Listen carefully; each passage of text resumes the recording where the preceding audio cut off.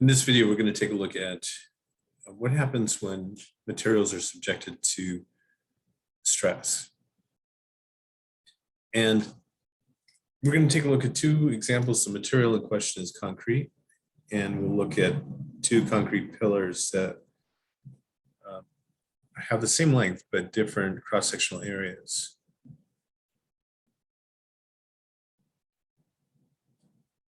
So we know that stress is what we do to the materials.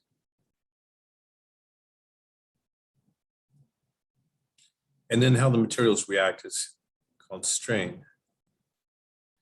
But there are a number of different ways that we can stress something.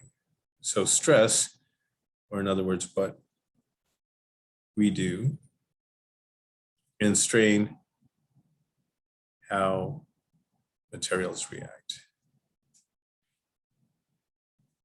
In everyday language, we sort of use these interchangeably, but actually when you think about it, I'm under a lot of stress because of this assignment. And it's causing me a lot of strain. So this is what happens in my life. Like maybe I'm not getting enough sleep, or I have to put some personal stuff on hold, however it works. Now with a proportionality symbol, we can replace that with a constant, and the constant will change based on what kind of stress it is that we see. So stress is force per unit area.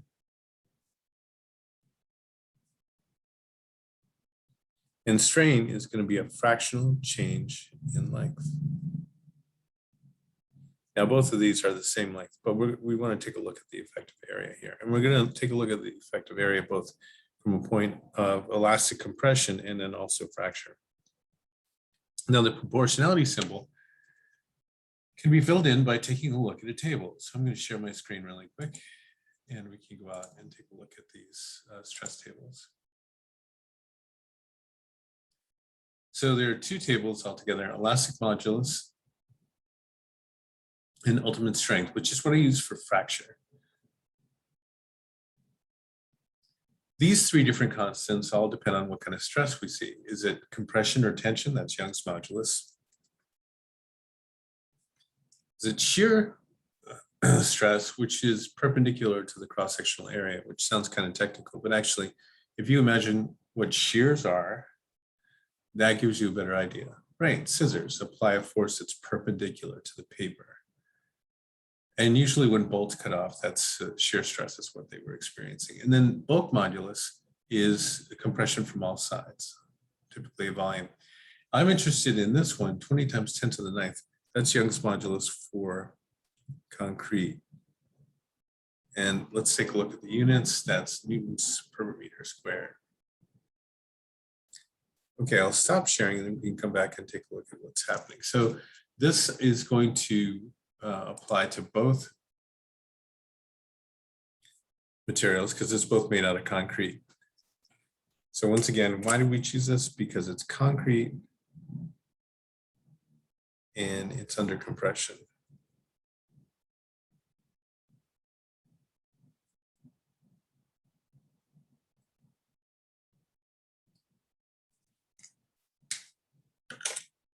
So I'd like to take a look at the fractional change in length. Let's walk through exactly what's happening here. So let's suppose we're putting 3 tons of weight on this concrete pillar, and this one is 10 centimeters on each side, so square. It makes the area easy to calculate, and the overall length is 4 meters.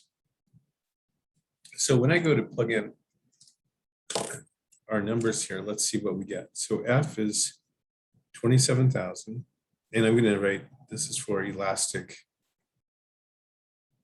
compression. We'll do another example for fracture. Under elastic compression, our force is 27,000 divided by the area. So the area is 10 centimeters. So we'll convert that into meters, 0.1, and then square it. Right, notice that, so this is 0.01. If we just said 10 centimeters, when we square units, you have to remember that if we were going from, say, 100 square centimeters to square meters, then it's not going to be dividing by 100, it's going to be dividing by 10,000, 10 to the 4th power. because the dimension is square. And then 20 times 10 to the ninth. And then delta L is what we're looking for. How does it react? Divided by what the original length is, which is 4. Okay. So let's go ahead and take a look at these numbers. Of course, we're going to see some really big numbers and some really small numbers. So when we divide 27,000 by 0.01, it's effectively moving the decimal point 2 places. So I'm going to write it in scientific notation. So 2.7, and we'll check our decimal places. So that's 6 equals 20 times 10 to the ninth. It's delta L over 4. Right, so this is the stress that we're under. And notice what's going to happen. So now here we have half the linear dimension, which is going to be 1/4 of the cross-sectional area. So our stress is going to increase. Let's finish this up then. So I want to divide both sides by 20 times 10 to the ninth and multiply both sides by 4. Now, before I do this, I'm just going to write 1.35 times 10 to the minus 4 delta L over 4. Remember, 4 is the original length. So if it was twice as long, it would experience twice as much change in length. But this is a fractional change in length. So we could just scale this up to whatever degree we want. And then I multiply by 4. And now my delta L is equal to 5.4 times 10 to the minus 4. But that's in meters. And so the compression is actually going to be about 0.5 millimeter.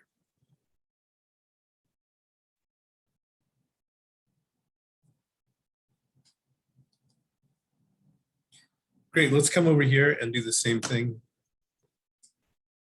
and see what's going to change and what's going to be different for our different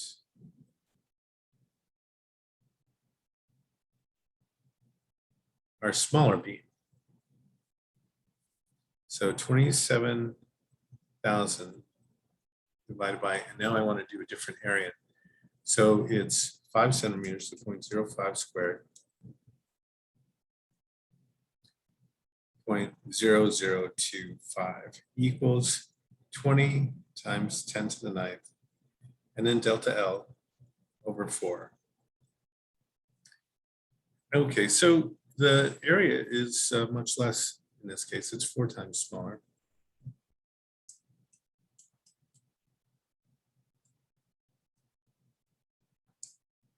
And so our new stress is a much bigger number.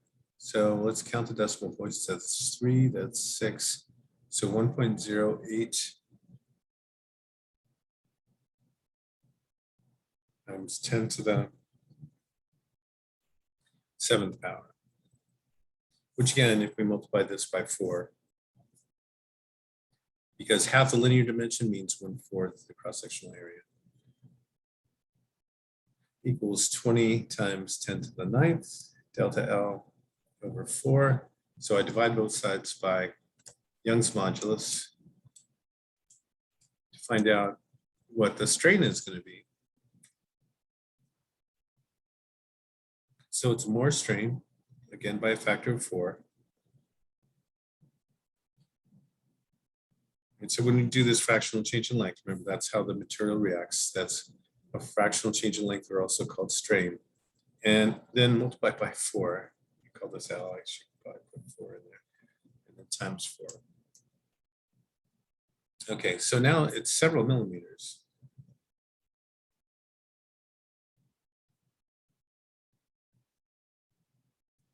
Right, 4 times as much.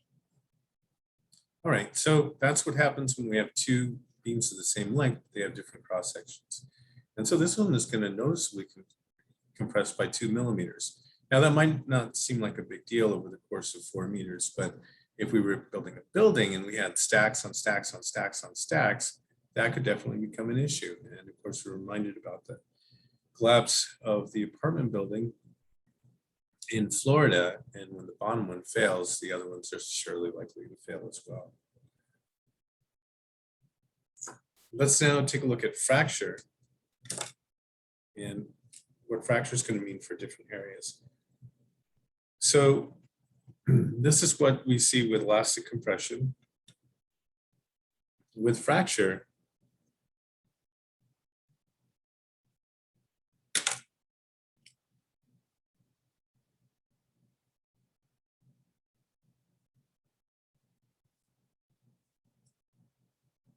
compression.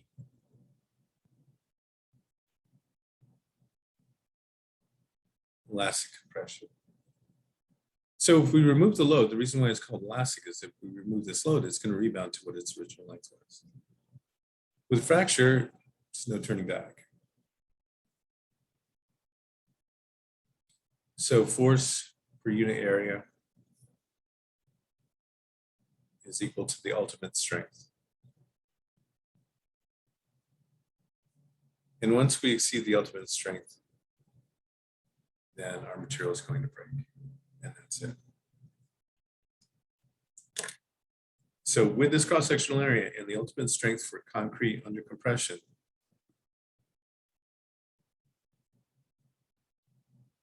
how much load can it actually take?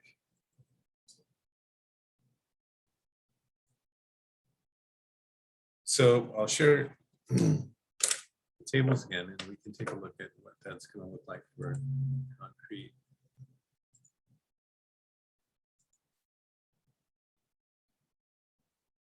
And so I'll scroll down to ultimate strength, and it's concrete under compression. Notice that concrete is extremely weak under tension and shear stress.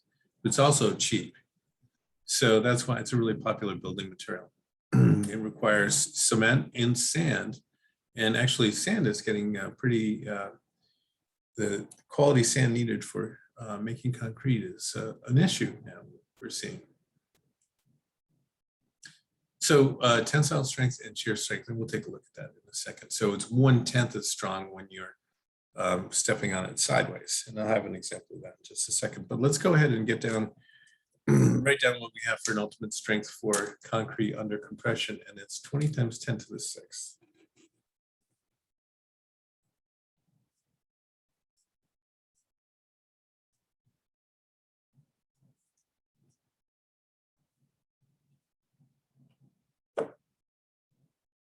Okay, we'll stop sharing. Let's just check in and see what our current stress level is. So our current stress, 27,000 divided by this cross-sectional area is 2.7 times 10 to the 6th. And we're 1/10 the ultimate strength. So we're in good shape here. This can easily hold that. Now, if we were building a building and we wanted to cut down this beam that's 10 centimeters across, compared to this beam, which is 5 centimeters across, this one's going to be less expensive, again, by a factor of 4, because expense of materials is roughly a function of volume. So this is going to cost 1/4 as much. But then when we take a look at the stress it's going to experience, that's about half of what the ultimate strength is. That's a little sketchy. So this is a really interesting problem in engineering about, well, if we want to make it stronger, just add more material. But when you add more material, it's more expensive. So engineering, especially civil engineering, is always looking at the trade-offs between cost and integrity. All right, well, let's do it then. Let's get into fracture. How much is it going to take to fracture?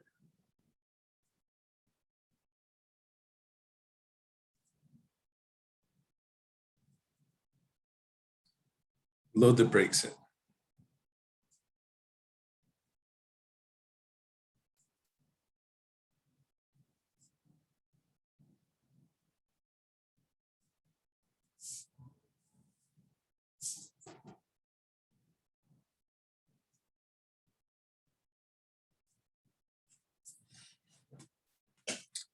Okay, so we have a fixed area, but we're curious in what the load is going to be. So F divided by 0.01 is going to be equal to the point at which concrete fractures. So that's 20 times 10 to the 6th.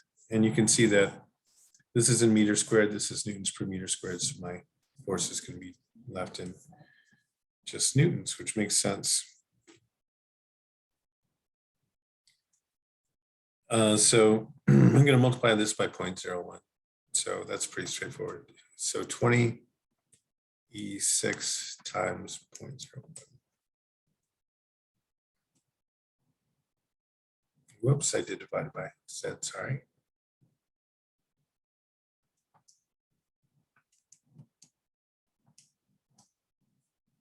Better. So 2 times 10 to the 5th.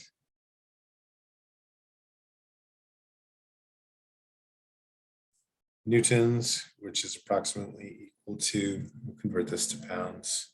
So divide by 9.8 times 2.2. So it's going to be on the order of 45,000 pounds.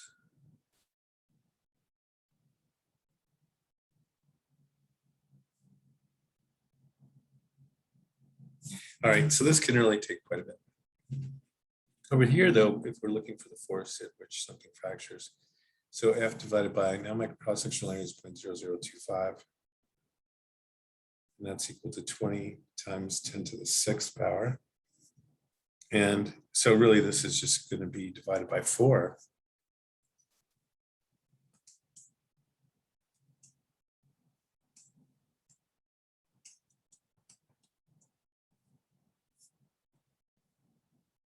Right, so only 5 times 10 to the 4th.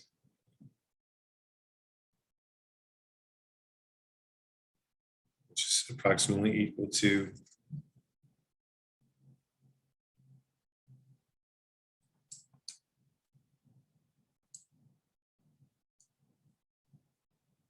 about 11,000 pounds.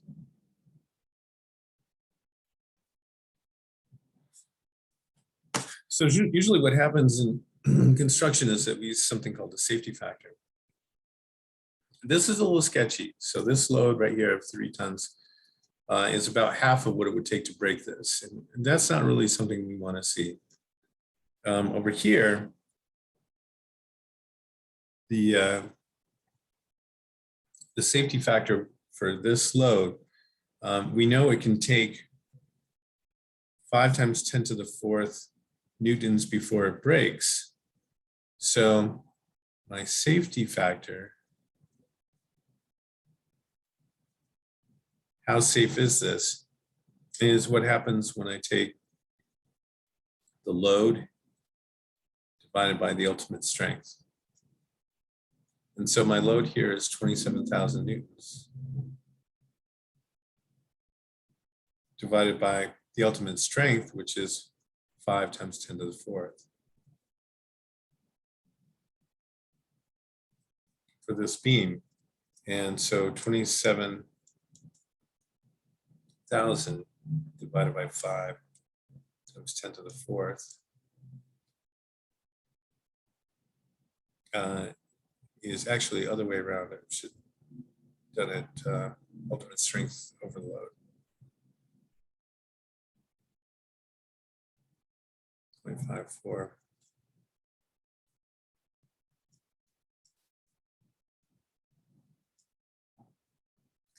So this is safe by a factor of just a little bit less than 2, which is cutting it close. Over here, the safety factor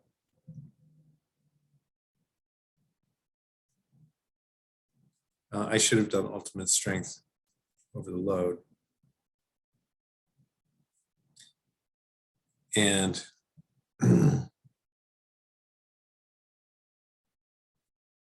this can take 2 times 10 to the 5th newtons. And we're only applying 2.7 times 10 to the 4th.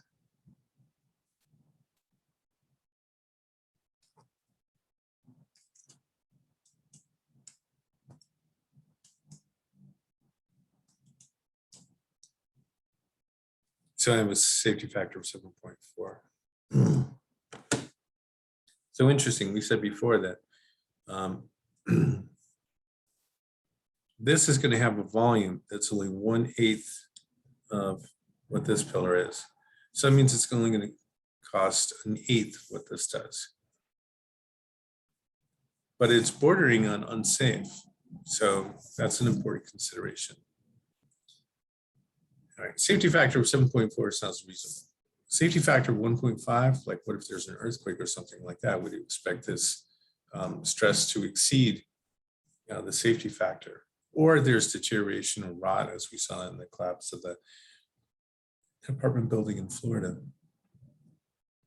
Okay, so one last thing then. Just pause so you can take a screenshot of this if you want to follow along the example. And now we'll take a look at shear stress. So in a cantilever design, we use a material that comes out, and a lot of homes have this kind of design. Decks have this kind of design. A lot of buildings will have this design because it gives you more square footage, but less of a footprint. So we have a portion of our building material come out over the last support. And so the cantilever is an example of shear stress.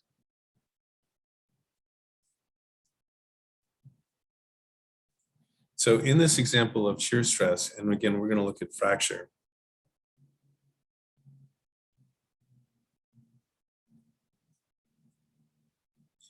And the ultimate strength, as we take a look at shear stress for concrete, is now 1/10 of what it was before. So 2 times 10 to the 6th newtons per square meter. So if that gets exceeded, then things are going to break. And it really happens right here. So here's our last support. And if we apply a load right here, so this is the force that we're going to apply right at the end. And the longer the cantilever, the more stress that's going to happen right here. So if we kind of imagine this cross-sectional area, that's where it's most likely to break. And not only the force, but the weight of the concrete too. But we're going to leave that out for right now. The point I want to look at is how can we make this stronger? Because this is 1/10 as strong as under compression, which is not great. So our cross-sectional area, 5 centimeters, is going to be the same. So 0.05 squared. Now our area is still equal to 0.0025 square meters. But over here, what we're going to do is we're going to add 4 1/2 inch diameter steel rebar to this. Now rebar is reinforcing bars of steel, and usually these are made from recycled steel, like car frames and things like that, get melted down and reissued in rebar. So our cross-sectional area for the concrete is going to be 0.0025, but steel is much stronger. So for the area for the rebar, we're going to take a 1/2 inch diameter and calculate the area for that. So since we're given diameter, that's going to be pi d squared over 4. This is a formula you should use for area and get used to. And I'm going to take my 1/2 inch diameter, so 0.5 times 2.54 to give me centimeters, and then divide that by 100. So now I have the thickness of this rebar in meters, and now we're going to plug it in. This is now my diameter in meters, and so pi times the answer I just got squared divided by 4. And we don't expect a very big number because it is a cross-sectional area. So 1.27 times 10 to the minus 4 square meters. And I've got 4 of them times 4.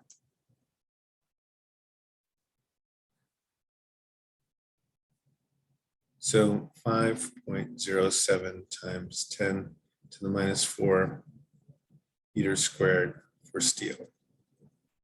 Okay, great. So we're almost there. The ultimate strength for concrete is 2 times 10 to the 6th.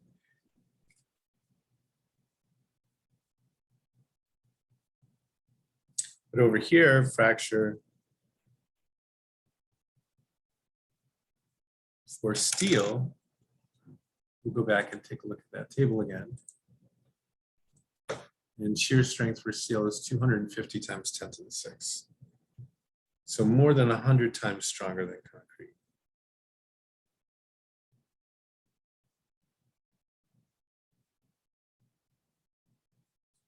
But more expensive.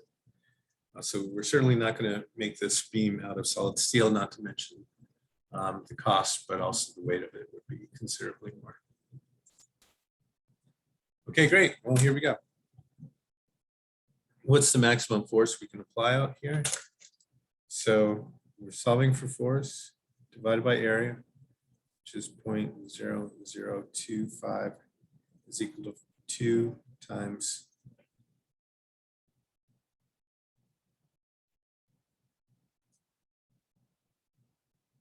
10 to the 6th newtons per square meter. But I have square meters here. Anyway, I'm going to multiply by both sides.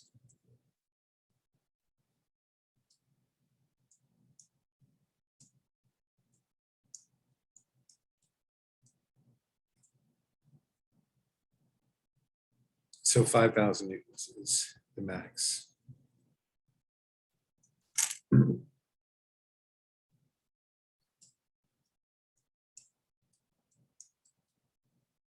We're about 1,100 pounds.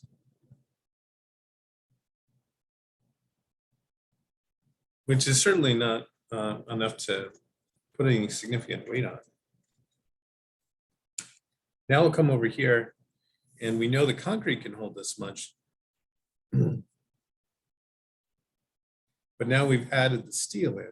So let's see what that looks like. F divided by, it's a very small number, 5.07 times 10 minus 4, but multiplied by a much bigger ultimate strength. So 250 times 10 to the 6th power. So let's see what that force comes out. Now, again, the steel is made out of recycled steel, often coming in the form of, you know, where old card frames go.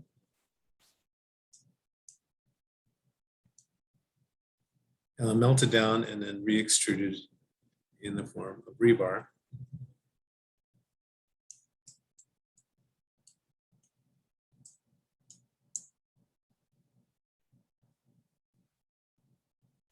Okay.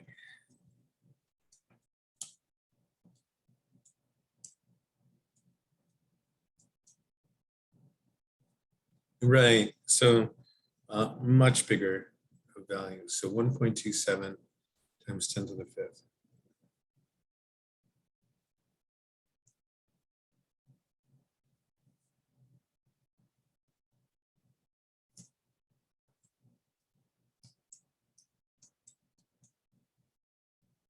So now about 28,000 pounds.